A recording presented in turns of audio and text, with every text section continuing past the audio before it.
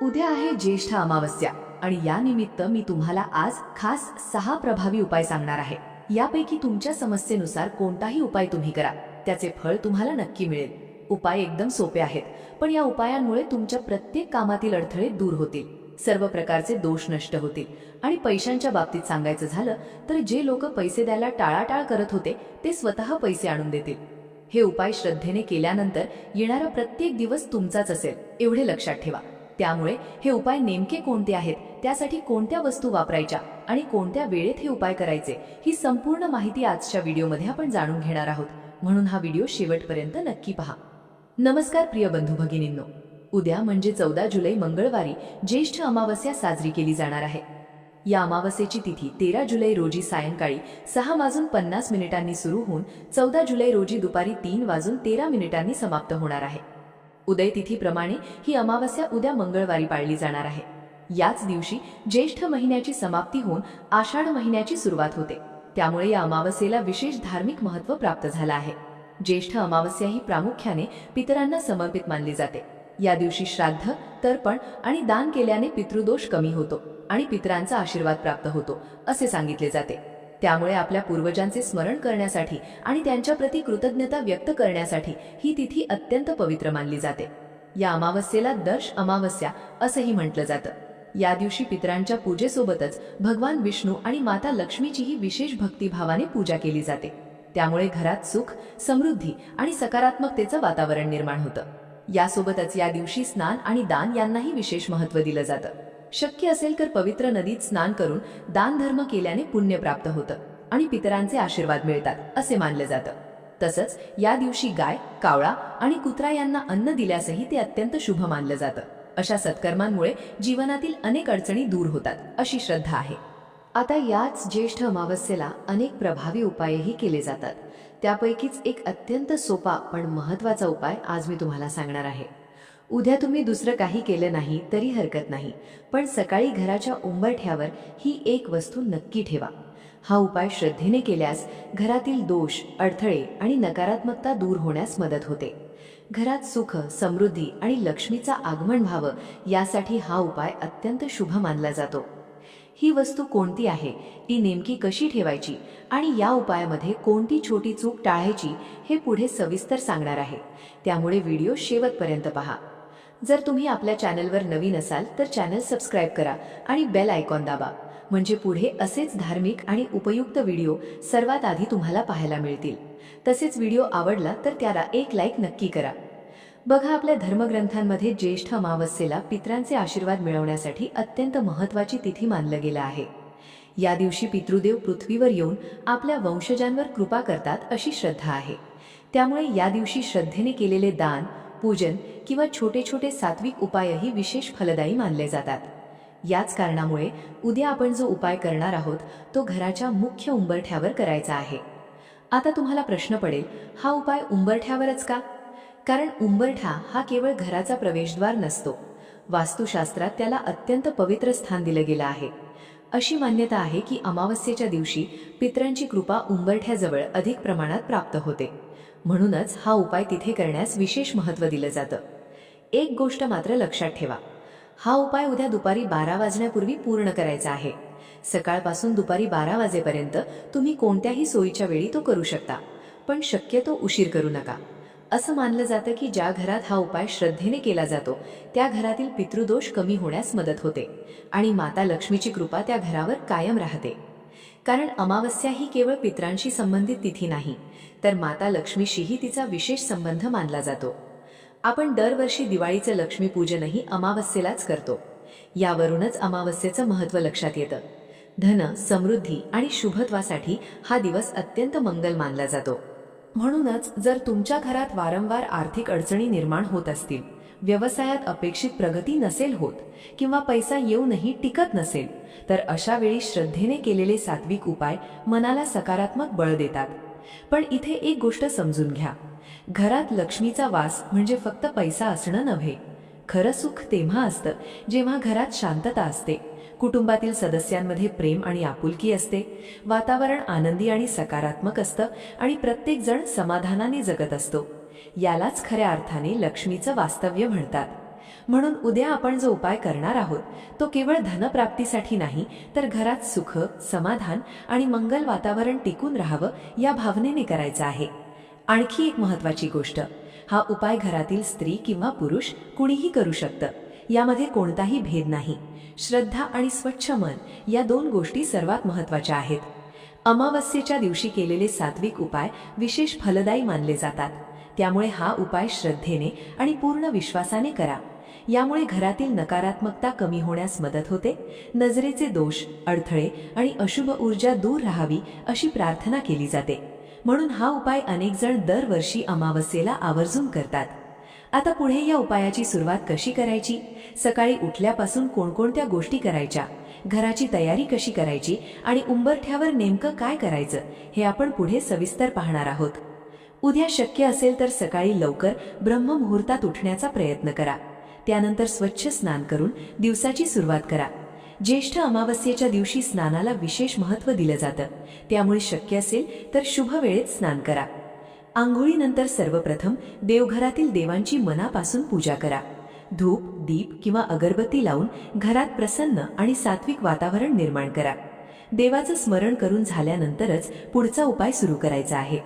एक छोटीशी गोष्ट इथे सांगते. या दिवशी आंघोळीच्या पाण्यात कोणत्या वस्तू टाकाव्यात याविषयीचा सविस्तर व्हिडिओ आपल्या चॅनलवर आधीच उपलब्ध आहे. तो तुम्ही नंतर नक्की पाहू शकता. आता मुख्य उपाय करण्यापूर्वी आणखी एक महत्त्वाची तयारी करायची आहे, ती म्हणजे घराची स्वच्छता. उपाय करण्यापूर्वी संपूर्ण घर शक्य तितकं स्वच्छ करून घ्या. विशेषतः या दिवशी घराची फरशी पुसणं शुभ मानलं जातं. स्वच्छ आणि सात्विक वातावरणात केलेल्या पूजेला अधिक महत्त्व दिलं जातं. फरशी पुसताना पाण्यात काही साध्या वस्तू मिसळायच्या आहेत. त्या म्हणजे चिमूटभर मीठ, थोडीशी हळद, थोडंसं गोमूत्र आणि अर्ध्या लिंबाचा रस. हे सर्व त्या पाण्यात मिसळून त्याने घराची फरशी पुसायची आहे. असं केल्याने घरातील नकारात्मकता दूर होऊन वातावरण अधिक शुद्ध आणि प्रसन्न राहावं अशी भावना ठेवली जाते. ही तयारी पूर्ण झाल्यानंतर आता आपण मुख्य प्रवेशद्वारावरील उपाय सुरू करणार आहोत. यासाठी एका कलशात किंवा भांड्यात स्वच्छ पिण्याचं पाणी घ्या. त्या पाण्यात थोडीशी हळद आणि थोडंसं मीठ टाका. आता हे पाणी घराच्या मुख्य उंबरठ्याच्या बाहेरच्या बाजूला हलक्या हाताने शिंपडायचं आहे. त्यानंतर स्वच्छ कापडाने उंबरठा व्यवस्थित पुसून घ्या. असं केल्याने उंबरठ्याजवळील नकारात्मकता दूर राहावी आणि घरात सकारात्मक ऊर्जा प्रवेश करावी अशी श्रद्धा आहे. विशेषतः मिठाला अशुद्ध ऊर्जा शोषून घेण्याचं प्रतीक मानलं जात असल्यामुळे हा टप्पा महत्त्वाचा समजला जातो. यानंतर एका छोट्या वाटीत हळद घ्या.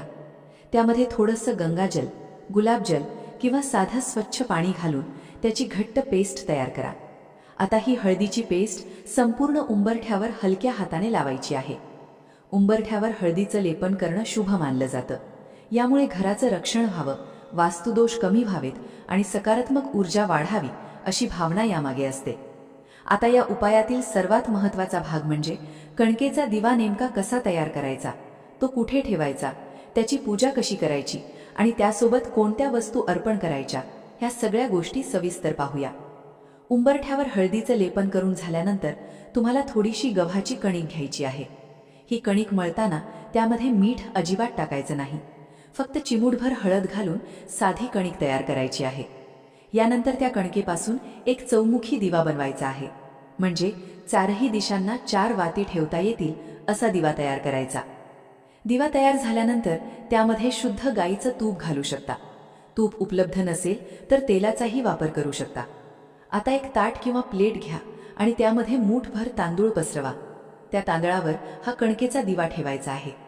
यानंतर हा दिवा घेऊन घराच्या मुख्य प्रवेशद्वारावरील उंबरठ्याजवळ जायचं आहे. आधी जिथे हळदीचं लेपन केलं आहे त्याच ठिकाणी कुंकवाने एक स्वस्तिक काढा. स्वस्तिक काढून झाल्यावर त्याच्या मध्यभागी हा दिवा अलगद ठेवायचा आहे. आता या दिव्याची विधीपूर्वक पूजा करायची आहे. दिव्याला हळद, कुंकू, अक्षता आणि फुले अर्पण करा. त्यानंतर धूप, दीप किंवा अगरबत्तीने दिव्याची ओवाळणी करा. यासोबतच एका छोट्या ताटलीमध्ये थोडीशी चणा डाळ आणि त्यावर एक गुळाचा खडा ठेवायचा आहे. आता ही ताटली घराच्या बाहेरच्या बाजूला उजव्या दिशेला ठेवायची आहे. म्हणजे तुम्ही बाहेरून घरात प्रवेश करत असाल तर तुमच्या उजव्या हाताच्या बाजूला ती ठेवावी. याच वेळी उंबरठ्यालाही हळद, कुंकू, अक्षता आणि फुले अर्पण करून त्याची पूजा करायची आहे. तसंच मुख्य प्रवेशद्वारावरही कुंकवाने आणखी एक स्वस्तिक काढून त्याचंही पूजन करा. यानंतर मनापासून अष्टलक्ष्मीचं नामस्मरण करा आणि देवी लक्ष्मी समोर प्रार्थना करा. हे माता लक्ष्मी, आमच्या घरात सुख, शांती, समृद्धी आणि आनंद कायम नांदू दे. तुमची कृपा आमच्या कुटुंबावर सदैव राहू दे. अशा भावनेने प्रार्थना केल्यावर हा मुख्य उपाय पूर्ण होतो. हा उपाय अत्यंत साधा असला तरी अनेक जण तो श्रद्धेने दरवर्षी अमावस्येला करतात. सात्विक भावनेने केलेल्या अशा उपासना मनाला सकारात्मकता देतात आणि घरात मंगल वातावरण निर्माण होण्यास मदत करतात. पण इथेच हा दिवस संपत नाही. याच दिवशी मुख्य प्रवेशद्वाराशी संबंधित आणखी एक महत्त्वाचा उपाय केला जातो, जो अनेक घरांमध्ये आजही परंपरेने केला जातो. तो म्हणजे कोहळा बांधण्याचा उपाय. अनेक ठिकाणी अमावस्येच्या दिवशी मुख्य प्रवेशद्वारावर कोहळा बांधण्याची परंपरा आहे. जर तुमच्या घराच्या प्रवेशद्वारावर अजून कोहळा बांधलेला नसेल तर उद्या हा उपाय तुम्हीही करू शकता. यासाठी बाजारातून एक चांगला कोहळा आणा. त्या कोहळ्यावर शेंदूर किंवा कुंकवाने त्रिशूळ काढा. त्यानंतर तो एका स्वच्छ लाल कापडात गुंडाळा. आता त्या कोहळ्याला हळद, कुंकू लावून श्रद्धेने पूजा करा. पूजा झाल्यानंतर हा कोहळा घराच्या मुख्य प्रवेशद्वाराच्या मध्यभागी बांधू शकता. जागेची अडचण असेल तर प्रवेशद्वाराच्या उजव्या बाजूलाही तो बांधला तरी चालेल. असं केल्याने घरावर येणारी नकारात्मक ऊर्जा दूर राहावी आणि घरात शुभ वातावरण टिकून राहावं अशी श्रद्धा आहे. तसेच बाहेरून येणाऱ्या नकारात्मक विचारांचा प्रभाव घरावर पडू नये या भावनेनेही अनेक जण हा उपाय करतात. आता पुढचा उपाय आहे नारळाचा, जो या दिवशी विशेष महत्त्वाचा मानला जातो. यासाठी पाणी असलेला एक अखंड नारळ घ्या. त्या नारळावर शेंदुराने किंवा कुंकवाने त्रिशूळ काढा आणि श्रद्धेने त्याची पूजा करा. यानंतर हा नारळ घराच्या मुख्य प्रवेशद्वारावरून 7 वेळा उतरवून घ्या. त्यानंतर उंबरठ्याच्या मध्यभागी एखाद्या दगडावर किंवा सुरक्षित ठिकाणी तो फोडायचा आहे. नारळ फुटल्यानंतर त्यातील पाणी उंबरठ्यावर अर्पण करायचे. यानंतर नारळाचे 2 भाग करून ते उंबरठ्याच्या डाव्या आणि उजव्या बाजूला ठेवायचे आहेत.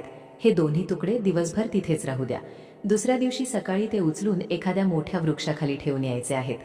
तसंच उंबरठ्याजवळ ठेवलेली चणा डाळ आणि गूळ दुसऱ्या दिवशी गाईला खाऊ घालायचा आहे. आणि जो कणकेचा दिवा तयार केला होता तोही दुसऱ्या दिवशी पिंपळ किंवा इतर कोणत्याही मोठ्या वृक्षाखाली ठेवायचा आहे. या पद्धतीनं हा संपूर्ण उपाय पूर्ण होतो. असं मानलं जातं की हा उपाय श्रद्धेने केल्याने घरातील अलक्ष्मी, दरिद्रता आणि नकारात्मकता दूर होण्यास मदत होते. घरात सात्विक वातावरण निर्माण होतं आणि माता लक्ष्मीची कृपा लाभावी अशी प्रार्थना केली जाते. पण अजूनही माहिती इथे संपत नाही. या ज्येष्ठ अमावस्येच्या दिवशी संध्याकाळी करता येणारे आणखी 2 प्रभावी उपाय आहेत. पहिला उपाय घराच्या संरक्षणासाठी केला जातो. सायंकाळी 6 वाजल्यानंतर तुम्ही हा उपाय रात्री 12 वाजेपर्यंत कधीही करू शकता. यासाठी सर्वप्रथम देवघराचं घर बसा, ते दिवा लावा. त्यानंतर उजव्या हातात पिवळी मोहरी घ्या. जर पिवळी मोहरी उपलब्ध नसेल तर काळी मोहरी वापरली तरी चालेल. आता श्रद्धेने 11 वेळा कालभैरव अष्टक आणि 11 वेळा वल्गा सूक्त यांचं पठण करा. पठण पूर्ण झाल्यानंतर ती मोहरी संपूर्ण घरात हलक्या हाताने शिंपडा. असा उपाय केल्याने घराचं रक्षण व्हावं, नकारात्मक शक्ती, करणी, भानामती किंवा इतर अशुभ बाधांचा प्रभाव दूर राहावा अशी भावना ठेवून हा उपाय केला जातो. यासोबतच या दिवशी आणखी एक सोपा उपायही करता येतो. थोडीशी हळद आणि गोमूत्र एकत्र करून ते घरभर शिंपडा. तुमचं दुकान, ऑफिस किंवा व्यवसायाचं ठिकाण असेल तर तिथेही हे शिंपडू शकता. हे करताना मनात किंवा मोठ्याने श्री स्वामी समर्थ या मंत्राचा जप करत राहा. असं केल्याने घर आणि व्यवसायाच्या ठिकाणी सात्विक वातावरण निर्माण व्हावं, सर्व प्रकारची नकारात्मकता दूर व्हावी आणि शुभ ऊर्जा वाढावी अशी प्रार्थना केली जाते. तर बंधू भगिनींनो, ज्येष्ठ अमावस्येच्या दिवशी करता येणारे हे काही महत्त्वाचे आणि श्रद्धेने केले जाणारे उपाय होते. यापैकी तुम्हाला शक्य असेल तो उपाय पूर्ण विश्वासाने आणि भक्तिभावाने करा. सर्वात महत्त्वाचं म्हणजे या दिवशी आपल्या पितरांचं स्मरण करा, गरजूंना आपल्या क्षमतेनुसार दान करा आणि गाय, कावळा किंवा इतर प्राण्यांना अन्न देण्याचा प्रयत्न करा. अशा सत्कर्मांमुळे मनालाही समाधान मिळतं आणि पुण्याची भावना वाढते. मी मनापासून प्रार्थना करते की श्री स्वामी समर्थ महाराज, माता लक्ष्मी आणि आपल्या पितरांची कृपा तुमच्या संपूर्ण कुटुंबावर सदैव राहो. तुमच्या घरात सुख, शांती, समृद्धी आणि आनंद कायम नांदो. जर आजची माहिती तुम्हाला उपयुक्त वाटली असेल तर या व्हिडिओला एक लाईक नक्की करा. आपल्या मित्रपरिवारासोबत शेअर करा आणि कमेंटमध्ये श्री स्वामी समर्थ अवश्य लिहा.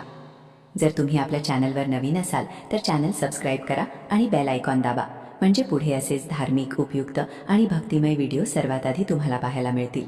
चला भेटूया पुन्हा अशाच एका नवीन आणि महत्त्वाच्या व्हिडिओमध्ये. श्री स्वामी समर्थ.